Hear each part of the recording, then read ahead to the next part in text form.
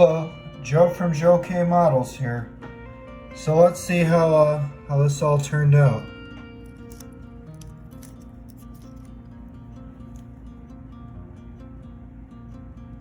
As you can see, we got a pretty good stripe right there.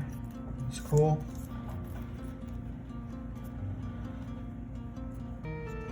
Let's see how this turned out.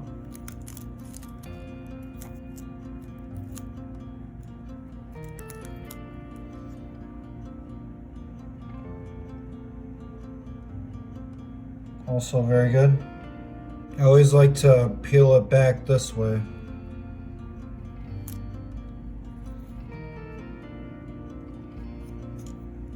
Alright.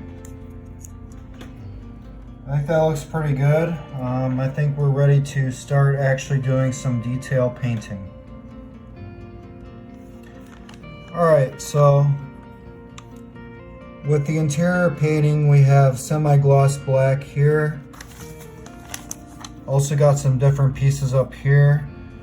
I'm going to be using the semi-gloss black X18. I'm not painting straight out of the can. I'm mixing it with the Tamiya thinner, the acrylic thinner. Just because you don't want to be painting straight out of the can because you can leave brush strokes that way. So I want to make sure that the paint is thinned as well. So I'm going to get going on those parts.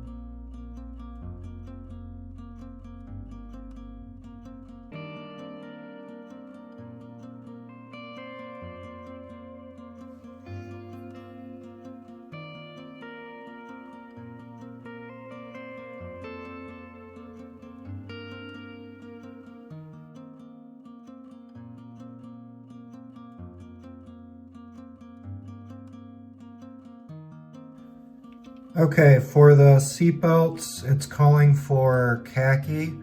So I don't have khaki. I'm gonna try and mix the colors up using XF59 and XF52 and see if I can get an approximate.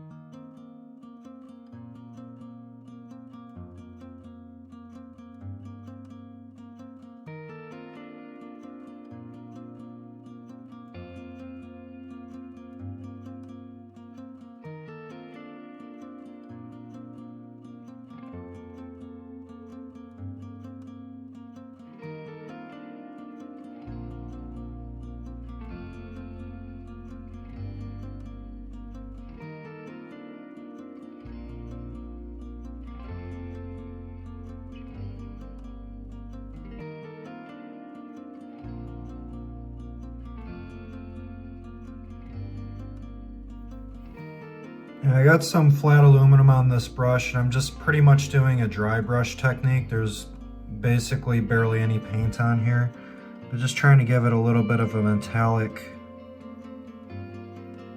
shine to it.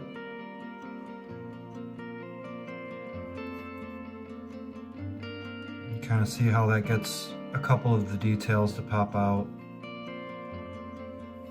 Alright, and here is that compass piece that I'm about to put under here. And another little thing that I like to do is, because this top part's going to be glass, what I'll do is I'll take some clear, and this can be just, you know, the regular floor cleaner, whatever you use as an acrylic clear, and just put some over here just to show that it's glass. So if the light maybe hits it just the right way, you'll catch that little glance. So let me put that on there.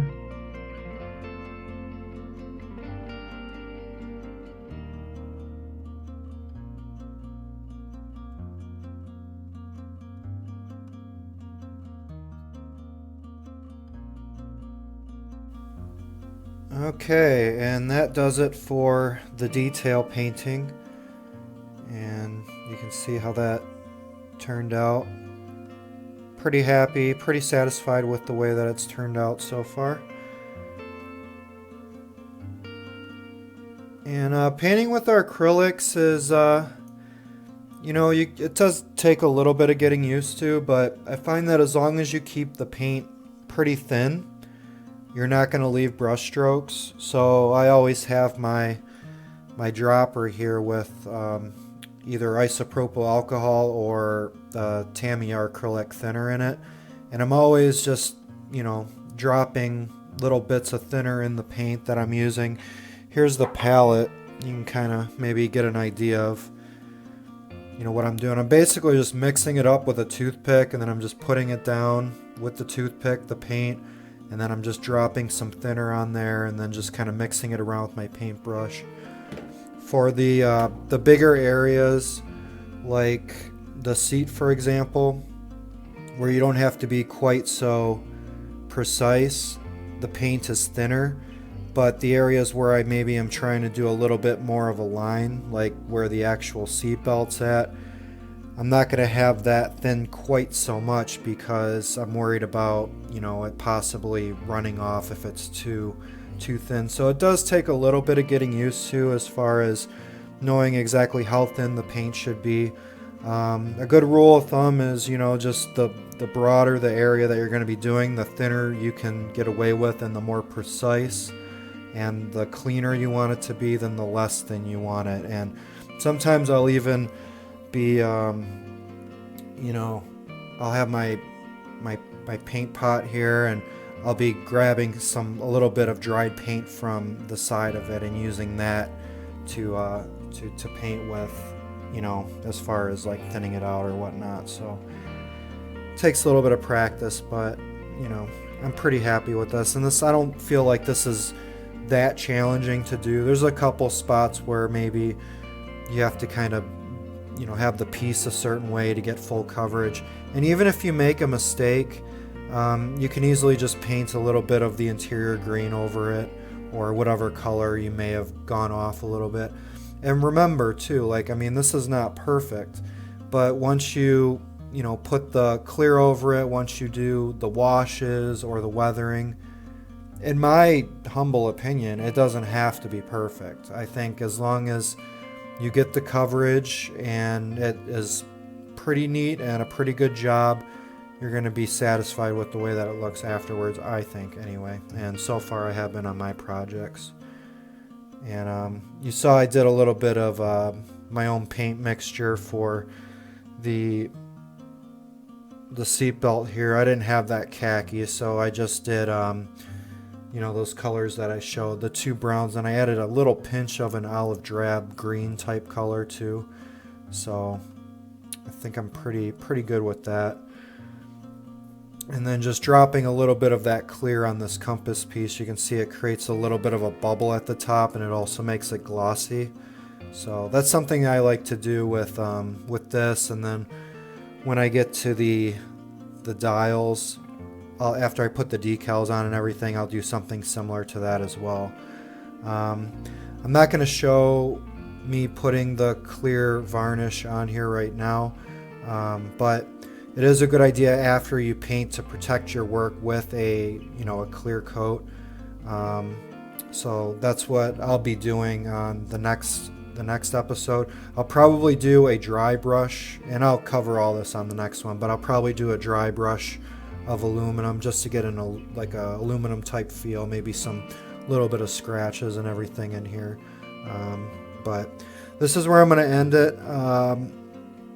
And so far it's been a lot of fun doing this. Really enjoyed the detail painting on this, and looking forward to continuing on. So this is Joe from Joe K Models. I'll talk to you next time.